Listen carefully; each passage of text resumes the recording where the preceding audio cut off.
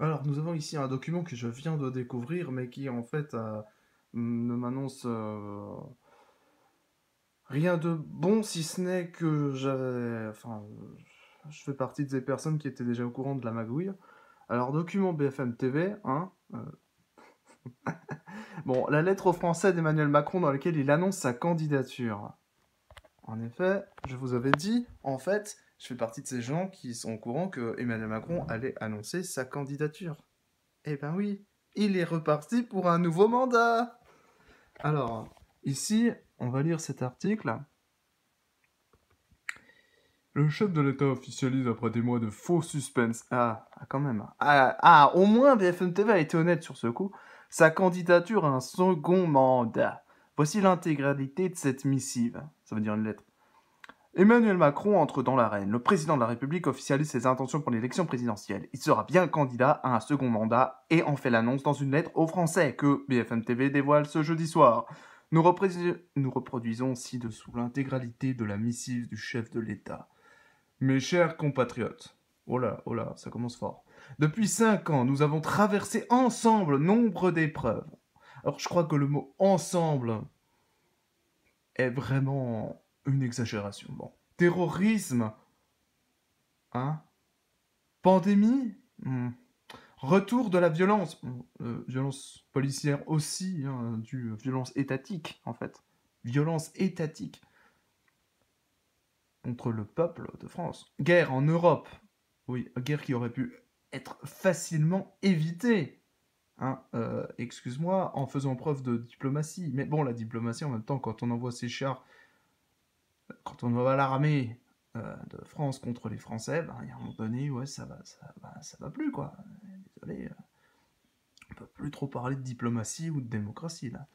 Rarement la France avait été confrontée à une telle accumulation de crises. Crise qui aurait toutes pu être évitée. Nous avons fait face avec dignité et fraternité. Alors, va dire ça aux Gilets jaunes.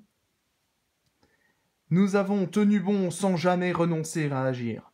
Grâce aux réformes menées, notre industrie a pour la première fois recréé des emplois. Ah, et le chômage a atteint son plus bas niveau depuis 15 ans. Ah bon. Grâce au travail de tous, nous avons pu investir dans nos hôpitaux et notre recherche, renforcer nos armées. Alors là, oui, par contre, ça c'est pas. Ouais. Mais peut-être pas dans le bon sens du terme. Recruter policiers. La police recrute. Gendarmes, oui. Magistrats et enseignants. Alors justement, j'en connais quelques-uns qui sont très proches, dirais-je, qui sont pas tout à fait d'accord avec un second mandat de ta part. Hein, je le dis comme ça. Manu le prend pas mal. Hein. Réduire notre dépendance aux énergies fossiles. Hmm. Continuer à moderniser notre agriculture. Ah oui, du coup, Greta Thunberg, elle va peut-être pas être contente là, parce que si tu modernises, c'est-à-dire que tu vas dépenser plus d'énergie, donc en gros, tu vas polluer la planète encore plus. Faudrait peut-être que tu la rappelles, là, que tu lui demandes deux, trois conseils. Euh, donc, grâce à nos efforts, nous avons, avant la pandémie, réduit nos déficits et tout au long du quinquennat, baissé les impôts de manière inédite. Hein, ça, je suis pas sûr. Tout cela nous a permis d'être crédibles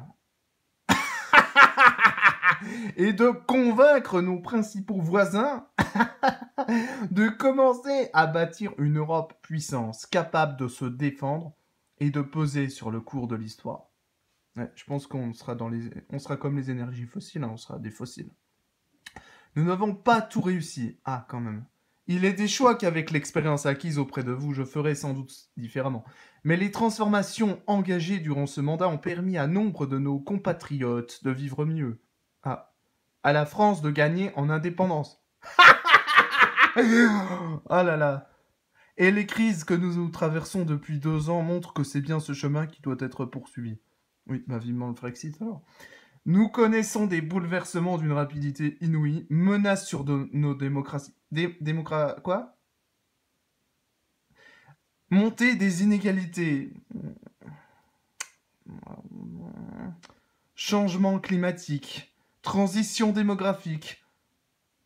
Ouais, enfin, Éric Zemmour, il parle de remplacement, de grand remplacement. C'est un autre mot, ça fait un peu. Ouais, là, c'est mieux, ça, comme ça. Dit comme ça, c'est mieux. Transformation technologique. Ok.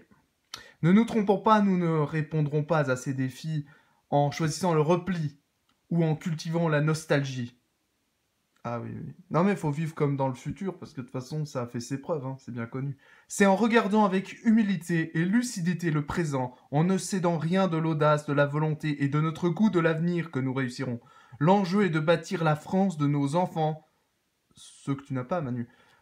Pas de ressasser la France de notre enfance. Ouais. Tous France. Ah non, ça t'aime pas non plus. Ouais, en même temps, t'es pas ami des Amish, donc. Ouais, enfin, les Amish, c'était plutôt des Suisses qui étaient partis aux États-Unis. Bon, je m'égare. Voilà pourquoi je sollicite votre confiance.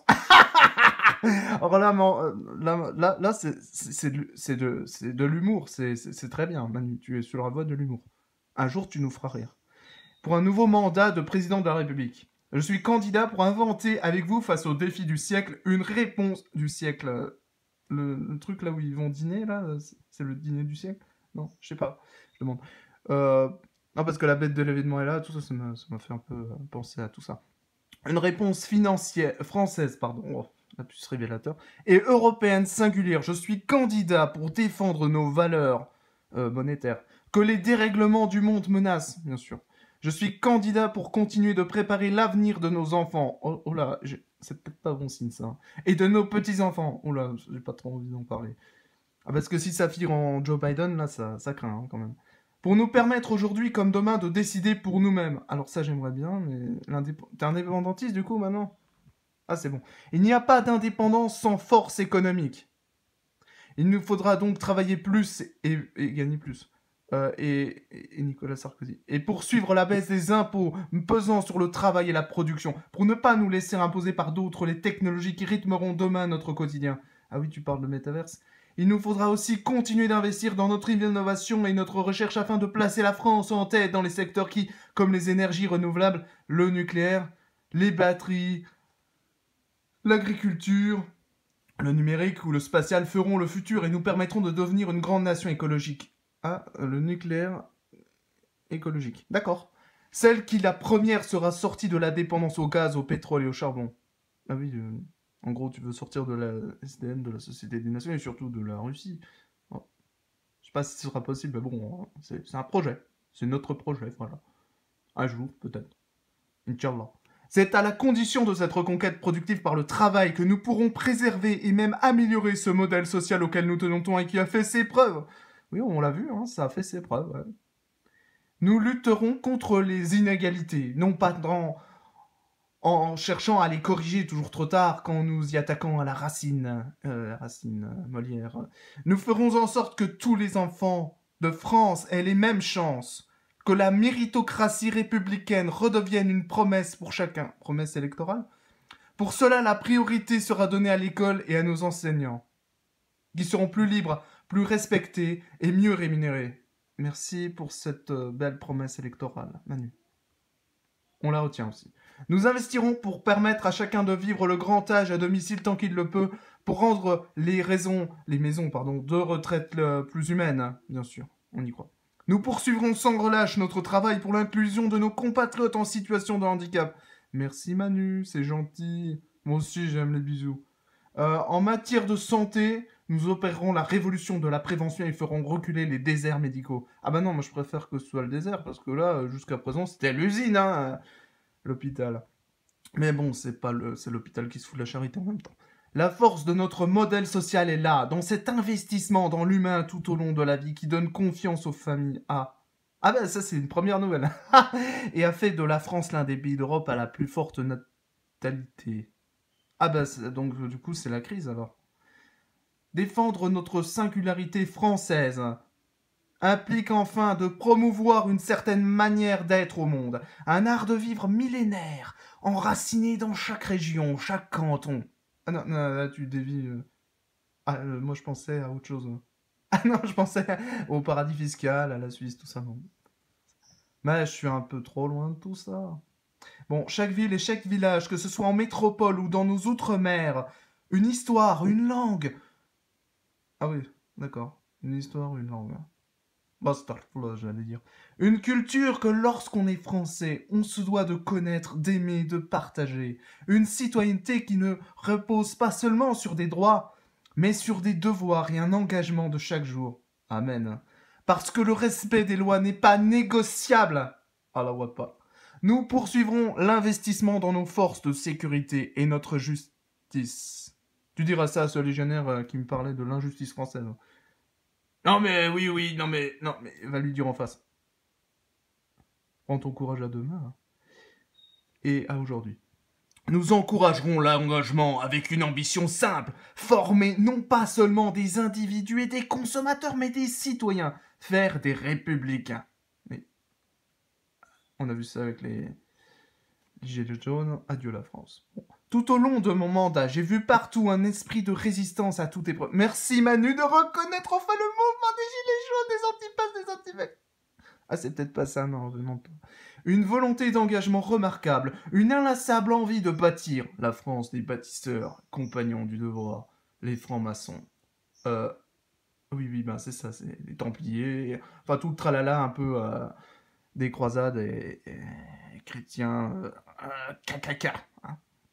Donc, une inlassable envie de bâtir, je l'ai retrouvée dans notre pays, mais aussi retrouvé dans Ah, parce que tu avais fait des voyages, d'accord. Mais aussi en allant à la rencontre de nos compatriotes vivant à l'étranger. Ah, t'as visité Gérard Depardieu? Oh, c'est sympa. Dis-nous des nouvelles de lui. Ce serait sympa d'en avoir.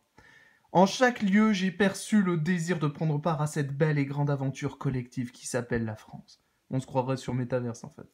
C'est pourquoi le moment électoral qui s'ouvre est si important. Cette élection présidentielle déterminera les directions que le pays se donne à lui-même pour les 5 années à venir et bien au-delà. Bien sûr, je ne pourrai pas mener campagne comme je l'aurais souhaité en raison du contexte. Bah si, tu peux. Mais avec clarté et engagement, j'expliquerai notre projet, notre volonté de continuer à faire avancer notre pays avec chacun d'entre vous. Ensemble, nous pouvons faire de ces temps de crise le point de départ d'une nouvelle époque française et européenne. Et mondiale. Avec vous, pour nous tous. Vive la République, vive la France. C'est beau, Manu, c'est beau.